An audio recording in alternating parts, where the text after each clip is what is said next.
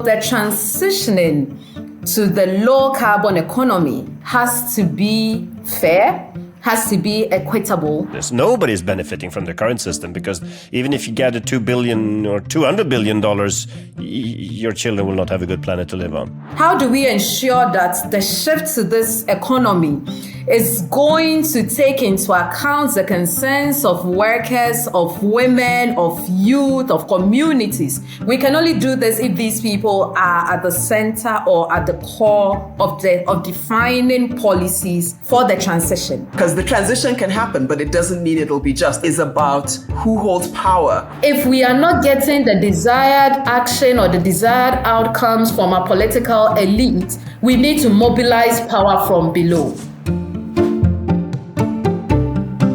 Welcome to System Shift, a podcast from Greenpeace which explores how we can move from a world that serves the economy to an economy that serves people and the planet.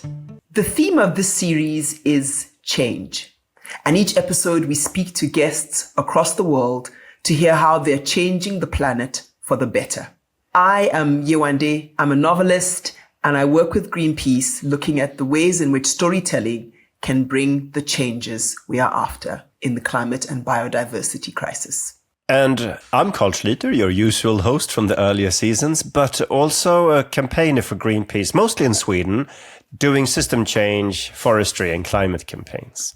For this episode, we will ask the question, how could climate change reshape jobs and workspaces? We will explore how a shift to renewable energies and sustainable, equitable transition and transformation create decent jobs by addressing both environmental and social challenges. We will look at what's needed to build a low-carbon economy while prioritizing the needs and well-being of people and planet.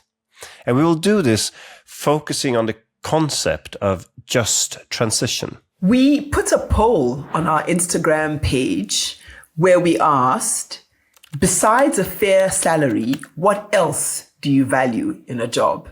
So Carl, do you want to hazard a guess? I will go for the fact that I believe that our Instagram pollsters actually follow the general logic of what people think is important nowadays, especially Gen Z and millennials. And then the flexibility and work-life balance comes top. And then a positive work environment where you respect the right for physical and mental health comes second. And then after that only comes the purpose of the work and career and so on, because that's generally what we see in more and more countries now. And it's true. So 42% of respondents, people who responded, said that flexibility and work balance was in fact the top thing that they valued. And then at 28% was positive work environment, 22% purpose and values alignment, and 8% said personal development. I'm surprised personal development is so low. But maybe people think that's not going to happen at work mostly. Mostly maybe happens outside. We also asked on our Instagram page, how do you think climate change will affect jobs and workplaces? And this is what you said. Hopefully more jobs to fight climate change. I think the jobs most affected will be those related to the land and which depend on the weather. Air quality is affected and can harm those who work outdoors. I think it's an interesting thing here how it's different in the global south and in the global north. Africa is facing a youthquake, as they call it, with a lot of young people coming into the labor market, while middle-income countries especially are facing a lot of skilled and educated workers, but there is not enough workplaces that need skilled and educated workers. So there are different kind of demands and problems for young people.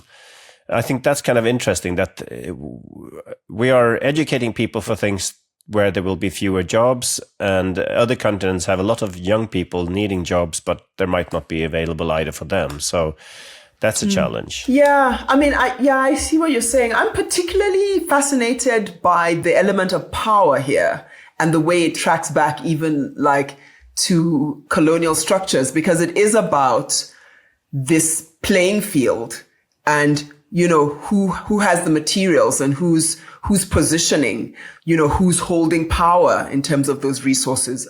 I think you rightfully say the sort of global north-south distinction and what it means, but there's a power shift because the transition can happen, but it doesn't mean it'll be just. And the insistence on the just transition is about who holds power, who cedes power.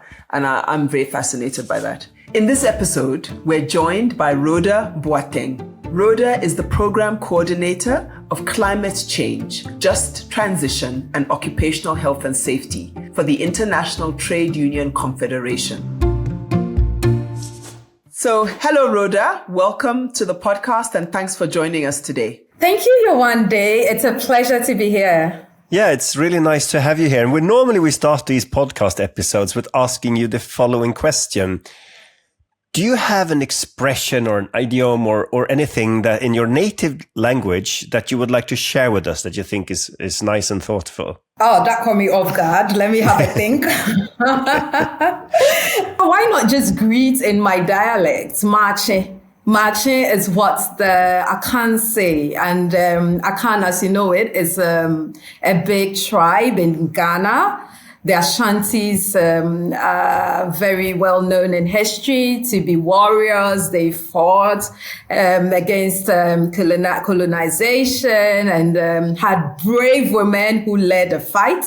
So I'm a proud Ashanti. And I think it's great to just say Mache to the beautiful audience we have listening in. Thank you. And so you say Mache? Mache. Mache. Mache. Okay. Memamwache. That's a longer version. But again, as you know it in most of our dialects, there's always a shorter form. So memamwache is how you would say it if you walk into someone's home. But then just informally, you can say mache. So mache Yewande and mache cow. Mache Rhoda. Mache Rhoda. Lovely. Thank you. Well, with that as a start, we can sort of jump into the topic of discussion. I mean, maybe a great way to start the conversation, Rhoda, is actually just to ask you to tell us what is just transition and why does it matter? So just transition, I always say before we get into the technical explanation of just transition, I like to say or to ask people to reflect on the two words. These are they're not complicated words if you take the words individually. Just transition. We are at the stage where we are transitioning to another world, so to speak, where we see that the current world or the forms or the ways we do things is no longer beneficial to humanity. And therefore, there's a need for us to move away to another world. And so the transitioning to the low carbon economy, as we are calling it, has to be fair, has to be equitable, has to ensure that the populations or segments of people who are already marginalized in our current system are not disproportionately marginalized in this new system that we are creating. And when we talked about marginalized populations, there are different groupings. Already in this current system, we see a lot of prejudices and injustices against women, for instance. We find workers already marginalized in this current system. We find communities in this current system. Basically, this current system is only serving a handful of people. And this is where we're saying that whilst we transition to this new system, we have to ensure that the needs of these marginalized populations are taken into account. And so women, workers, young people, communities have to be at the center of the transition process. You actually covered our whole season in one single reply almost there, because you brought up things that we have been talking about earlier in this podcast about how the economic injustice is ingrained in society and in our rules and regulations. You talked about how women are often exposed in the current system. We had one episode about transport policy and how free transport for women could improve public transport and transition in transport. You talked about the importance of community building and not only top-down change. So I think that was really interesting. And just to go deeper in some of the things you mentioned. And so the pathway presents a set number of principles that have to be taken into account in the transitioning process. And first and foremost, the transition process has to deliver jobs. If you take Africa as a continent, we have a huge number of the population unemployed, several more found in the informal sector, which means that these people do not have adequate protection or find themselves in precarious jobs. And so the move to a new or the shift to a new system has to ensure that there is jobs, or the new system is going to create and deliver jobs. The second principle for us at the International Trade Union Confederation, when we talk about a just transition, is a question around social dialogue. And here we are also looking at inclusivity. There's the old saying that nothing for us without us. How do we ensure that the shift to this economy is going to take into account the concerns of workers, of women, of youth, of communities? We can only do this if these people are at the center or at the core of defining policies for the transition. And so social dialogue is a tripartite system where you have workers, employers, and governments coming together to shape policy. The third principle for a just transition, we say, is social protection. Again, if I take a continent such as Africa, you see that we have very low social protection coverage when you take healthcare, when you take education, etc.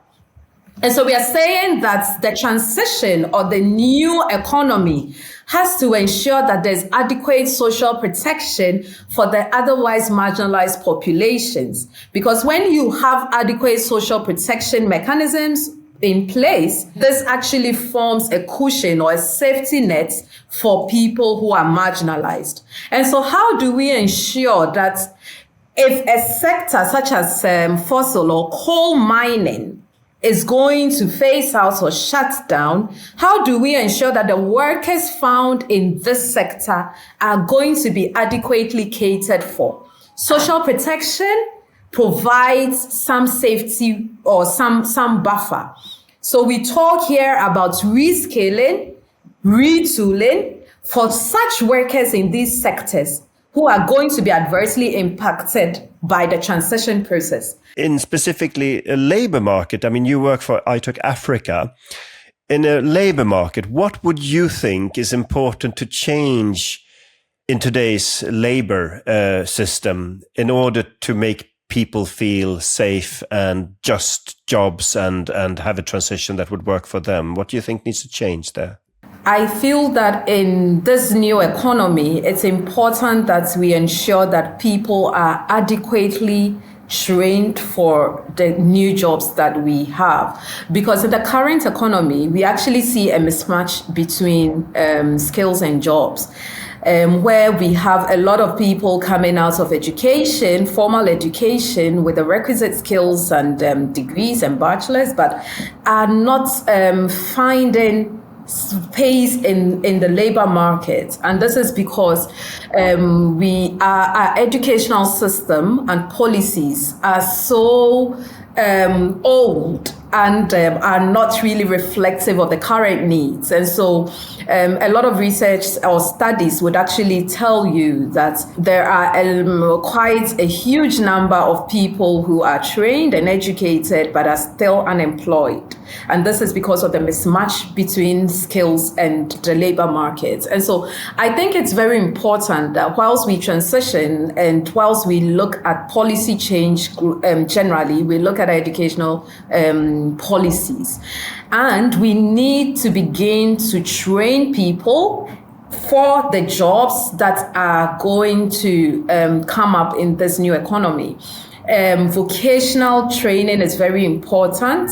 Till now, a lot of people have shied away from vocational training because of how it's been perceived. But it's important that we begin to let people understand that this is where the jobs are going to be, and to place more value on this. We need to not only look at vocational training targeted at men, but we need to ensure that women are also being trained in these new fields. When you talk about vocational training, that's kind of interesting, because we can see now, especially in middle income countries now, you have a lot of highly skilled young people, but they won't find jobs because they're skilled in something that nobody wants to pay for currently. And it's like less and less likely we will do as our parents did, working with the same job for their whole life. So vocational training, what would you need to develop here so that would become a norm and a help in assisting people in adapting to the changing labor market during the 50 years you might work, or 40 years you might work in your life? What could be done here to help people adapt without putting pressure on people, but rather changing the system so it helps people? What would you suggest? I think it's holistic. So it's about perception. It's also about policy. And if you look at countries such as Germany, for instance, they have deliberate policy where young people at a very young age actually are geared towards apprenticeship. So there has to be deliberate policy that actually also works on the perceptions of people, for them to know that it is being a mechanic now is actually even high paying in the new economy that we're building, and it's a privilege. And we don't have to look at just blue collar jobs such as medicine, law, etc., as has traditionally been known. So it's a lot that has to do with perception, but then also very active labor policies by governments when it comes to rethinking the educational systems to ensure that people actually are geared and guided into these spaces. There's going to be a lot of high-paying jobs in the near future. A key thing we're contemplating each time in this podcast is change. And can change happen in our lifetime? And is change happening? I mean, you're talking about perception and the perceptions that have to change, and the ideas of what it is to work and what work can look like, and the role of that in achieving the just transition. I guess I'm saying to you, we're aware that we're in crisis, but what's your sense today about where we're at, and this change that we're after? I mean, how far away are we? How hopeful are you about what's possible and what can be achieved? If you had to speak to a generation of young people, entering the workplace, what would you say to them? Because a big part of your work is advocating, is fighting. That's part of the just part. Like, it has to be fought for. It's not just being handed. Yeah, I feel there's a lot of talk and discussions happening at a global level at the top when it comes to policy processes. But then at the same time, we are seeing very little action, which is what is needed. The reports all show that we are in a crisis and that it's important for us to take urgent action. However, if you follow policy discussions and policy processes that are taking place at different levels, you see very little progress when it comes to action, and when it comes to commitment to action. And this for me is very worrisome, because I feel that there's a lot of talk, but with very little action and commitment, which is what we need. I feel that we have very little time to take action, because all the reports actually points to the fact that we are facing an existential crisis, which very soon would become irreversible if we do not take up action. However, the silver lining, or what I find a bit refreshing, is the fact that more than ever before, we are seeing a mass movement building where we have young people, we have women's group, we have marginalized groups actually coming together to form a mass movement. And I think this is very important because if we are not getting the desired action or the desired outcomes from our political elite, we need to mobilize power from below. I come from Sweden, and that's one of the most highly organized countries in the world, with a lot of power, formally and informally, to the labor unions. But even here, you have this neoliberal total takeover of the economy. You have the new gig workers that are completely unorganized. They're not even workers. They are fake self-employed and have no security whatsoever. So even in a super unionized country with strong labor unions, the gig economy is taking over. And in Africa, many countries have a long tradition of having informal jobs, so not unionized and working for families or whatever.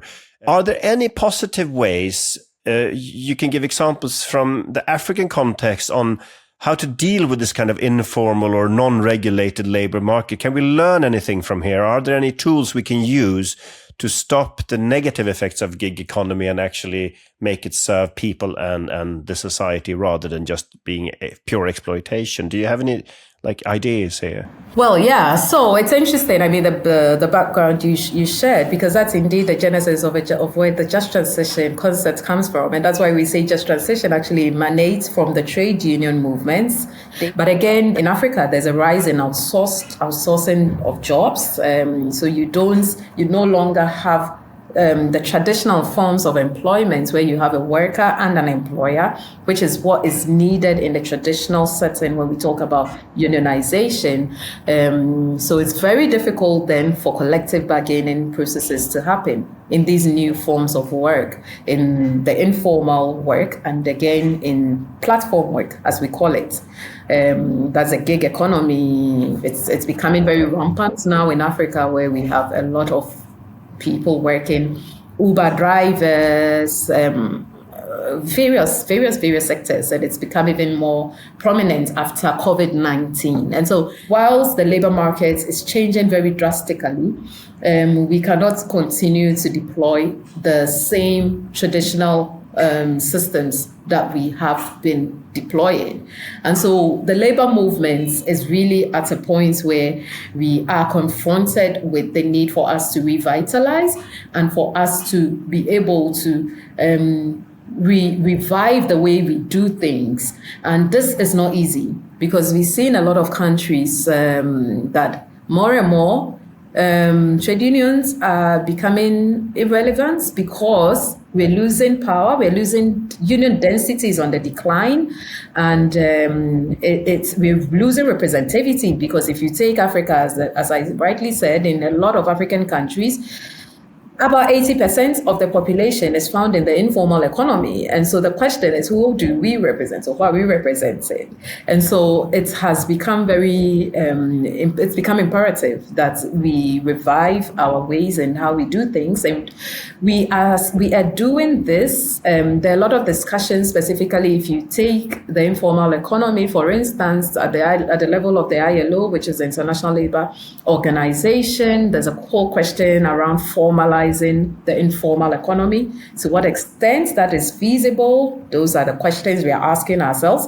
But I think the realization is that it's important for us to begin to see how we can formalize these groups in order for us to be able to organize them and provide them with that representativity that we have. And I think also maybe we need to talk about capitalist logic as such, because many of these platforms are based on offering something, and the person who offers the lowest offer gets the job without any protection, without any maybe tax payments or social security or workers' safety involved at all. And you have zero control and zero responsibility. The platform doesn't take it. So these are kind of things we need to be regulated. The platforms themselves can be regulated if we want to, because they use an exploitation model. They are reintroducing the exploitative work. So I think we need to deal with it on the systemic level also as well.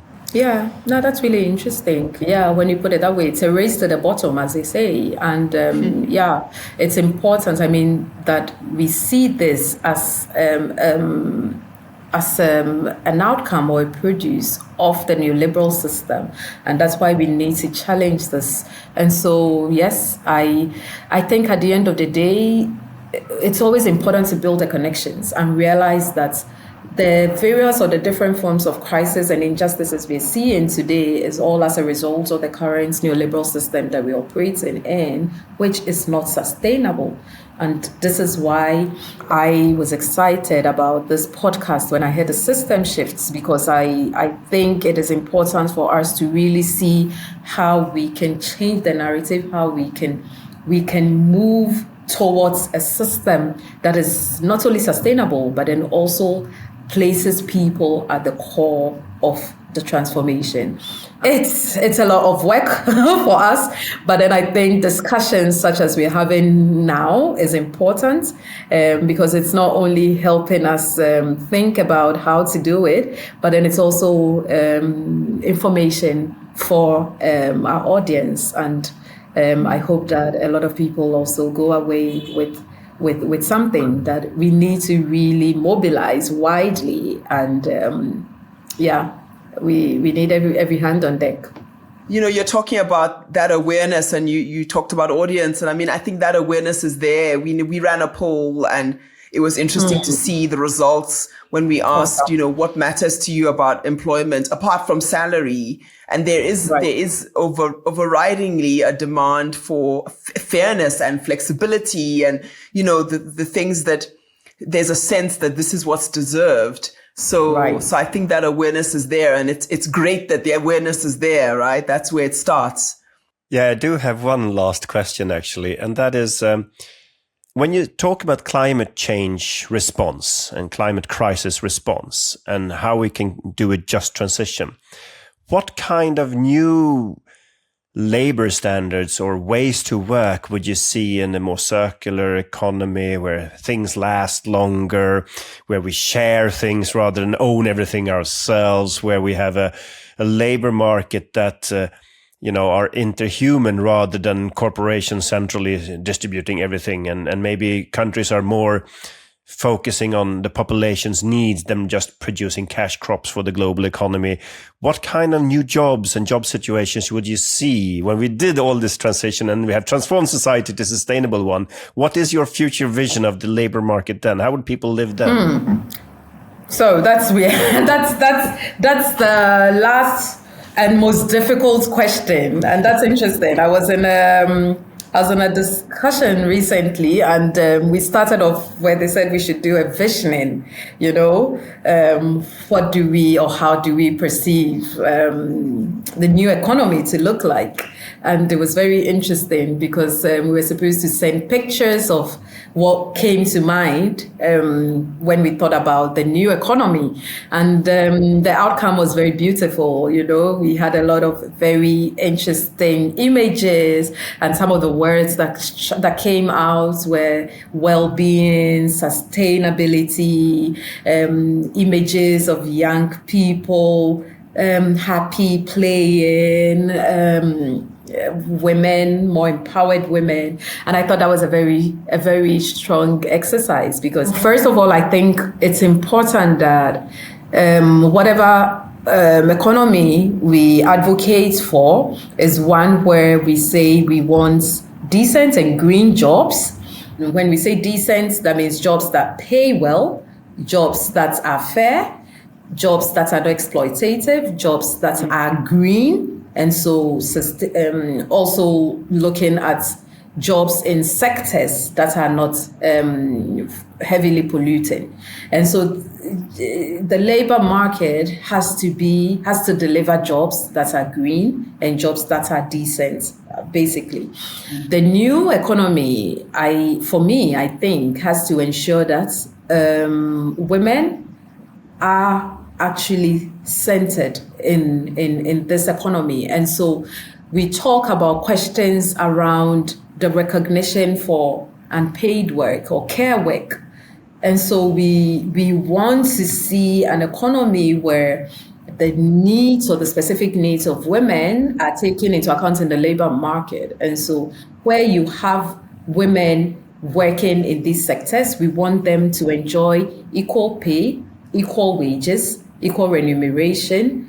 We also want the recognition for unpaid work, and we want investment into care work, because a lot of women are found in this sector And most of them are not considered as paid work. We have to see a shift in the labor market where we are also seeing more young people working in fulfilled jobs. So not just working just for their income, but then working in jobs that are satisfying and jobs that are fulfilled. And so well-being, recognition for the job that people are doing, fair wages for the jobs that people are doing, and accessibility to green and decent jobs, I think should be at the core of the transition. And this would actually help us, or this would be the way I think the new labor markets should look in this new transition process. That sounds a lot better than colonializing capitalist neoliberalism. So thanks for that. But of course, maybe just ending that, it's also important, the question around ownership. And so the circular economy, yes, is definitely key. We want to see economies where people are actually owning, so cooperatives, where people are actually at the core of transformation and have ownership and control of what they produce. And I think this is very important when you go to sectors such as agriculture, informal sector, etc. And cooperatives are a way to really empower the people. Thank you so much for bringing that in, because I think cooperation, not only competition, as is today's mantra, is really needed for a just transition. So thank you for reminding us of that. And let's end with a positive example. My first job was in Stockholm at the City Hall. I was an advisor there. And we pushed for reduced working time for healthcare workers, and majority women working there. We made an experiment where people got reduced working time, and we saw a huge shift in women free time, like not working and not doing household work, unpaid work. So when we reduced the time, men's share of household work increased, and women's completely free awake time was the biggest change. So they got more free hours than men got because there was more equal distribution. So what we saw here was a very positive example of combining a feminist policy with something that is sustainable both from an environmental and health point of view. So it was kind of very positive results from that example. Nice. We need more of this replicated, across the world. And I think this can only be done through active policy engagements. And this is why we also need to be at the table. Thank you very much, Rhoda. Thank you so much. It's been such a pleasure. Thank you so much, Carl. And thank you so much, Yewande.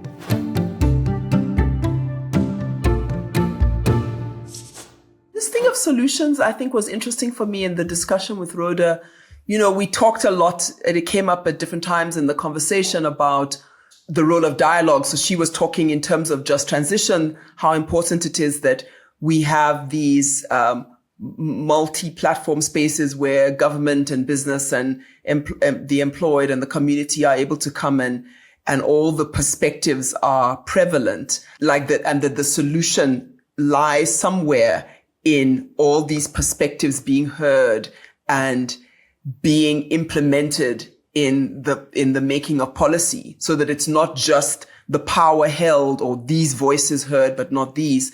And that actually touched a lot on, I remember doing some research in Nigeria with a professor at the time, at least, Taibat Lawanson. You know, she was looking at this idea of poverty studies and looking at this idea of how to be informed by informal workers and informal spaces. They were working in Lagos, this kind of metropolis. And she did the study where they went to start to talk to informal traders, particularly women, and try and find out how they were managing to survive the different crises. How were they, study the resilience that was evident. You know, I think we forget, like, people are surviving really dire conditions. Well, how are they surviving those dire conditions? I mean, we assume that it's just all a mess and it's awful and informality, quickly formalize it, quickly fix it, quickly build something. And I really loved this different approach, which was dialogue, as Rhoda was saying, but it was also, let's not assume that the informal solutions cannot be upscaled, cannot be, used, cannot be utilized, and that we cannot learn. And I just love that, because I think crucial in this just transition is the fact that power has to shift somewhat. The people that kind of, as you say, those that have the mic, you got to pass the mic to others that might actually have something to teach that would bring a solution. I mean, one thing that was clear for me, I don't know how you feel, Carl, from talking to Rhoda, is it's tough. This is, we always ask, can change happen in our lifetime? I mean, and I think it can, but I did get a sense from her, somebody who's right at the coalface, that this is not straightforward. And so we have to really be open to solutions from, I guess, spaces that we might not, or the establishment might not normally look to. Yeah, but I totally agree on this, that not a top-down approach on how this is solved, and then have a dialogue or trialogue where many people and stakeholders are involved, because like in 29 countries, 27%, the biggest concern the country faces, like South Africa, Colombia, South Korea, and Spain, was unemployment. And in others, it came second, like such as India. So unemployment is at the heart of people's concerns in many countries. But the solution is maybe not the traditional labor market nor the gig economy. I think we need to move forward here, to study the informal work, and maybe not just having one single income. Sometimes when we talk about this kind of more informal work, we should upgrade it, as Rhoda mentioned here. It's not always bad, as you mentioned. It's not always bad. You just need to make it safe and good for people who do it. And I think we consider too little of this. Like, we should maybe be a bit more flexible in what is a job, or what is a living, and how do you get by? Because if we do that, and we do it under socially just conditions, we can also maybe retake power from the traditional consumeristic and career-based lifestyles, and maybe open up the labor market for more young people who have other needs and demands on how they should live their lives. So I think that's really an interesting thing that we have underexplored. We also don't talk enough about the transition that we need to do, and all the people who have jobs that are unsustainable from an environmental point of view or a social point of view. You will resist change if you're stuck with this, because you have something. You can survive, and you don't want to be thrown out in the unknown. So I think it was really interesting that she mentioned also the basic income or other transition tools that will help people feel safe in the transition. And I think that's a discussion we need to have always when we talk about this, because otherwise you will not only have the large corporation and vested interest, you will have normal people just wanting to live their life safely and good. And if all these people who are affected by the change become negative to the change, we will not have it. I also think of that in how we talk about what this is, and the ways we, how to amplify these ideas, take them away from the purely technical realm and talk about what this is. She spoke about movement, the role of movement, and how important that is. And that's about, mass movement, mass information, easy information, really straightforward information, not kind of technical way of speaking. So I think that's another key thing. It's like the way in which we talk about what this is. Like, it's basically about, so that safety, like safe, good. I think she said decent and safe were the words she used for work. Just like really simple ways to talk about how we want to do work, and what people deserve. Decent is a nice word, I think. It is a nice word. I like that word. But also, like, not exaggerating the opposition, because there are so few people short-term benefiting from this. Nobody's benefiting from the current system, because even if you gather $2 billion or $200 billion, your children will not have a good planet to live on. So I think anytime you think about when old empires or logic collapsed, they were surprisingly easy when people just, no, we had enough, we want to change. Like, imagine how many dictators you thought they would stay there forever, and then suddenly something happened, and it all toppled. Or the ideology of a system, it suddenly topples. So I think we shouldn't exaggerate the power of the people with a lot of power. Because if people don't accept the current power structure, if people don't accept the current structures, if people had enough and say so and show so, all systems change. And it can go really quickly. So I think we shouldn't exaggerate how powerful the powerful are, because their power is nothing if the people says no. That's the power of the people, right? And you're spot on, because I think the thing is, once as a mass we understand the power of that mass, then it's over. But it's like really understanding that, and unfortunately part of the success of the system is in obfuscating and confusing people, and then times are desperate. So people are in survival mode. And before people become revolutionaries listening to this pod, just remember a few things. Remember Gene Sharp's work on that peaceful transformation is twice as likely to be successful as a brutal one.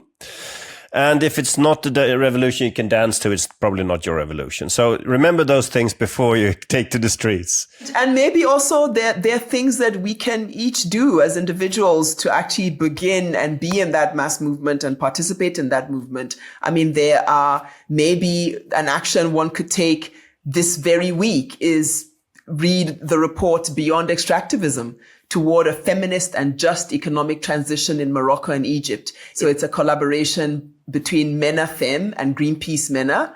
And maybe you could join a union. You could participate in public consultations when available. Yeah, and advocate for nature-based solutions rather than fake tech solutions. I think that's also really important. And also, like we talked about the gig economy here, and to have transparent and inclusive processes so you know under which conditions the people doing the service are working under, to refuse to accept exploitative practices there. Call for regulation, because we can't have 200 years of labor union struggle and then lose it because a new economy avoids the whole concept. So I think that's important as well. Thank you for listening to this episode of System Shift. In our next episode, we're asking the question, does the colour of your skin make you more vulnerable to climate change? Subscribe to System Shift wherever you get your podcasts so you don't miss an episode.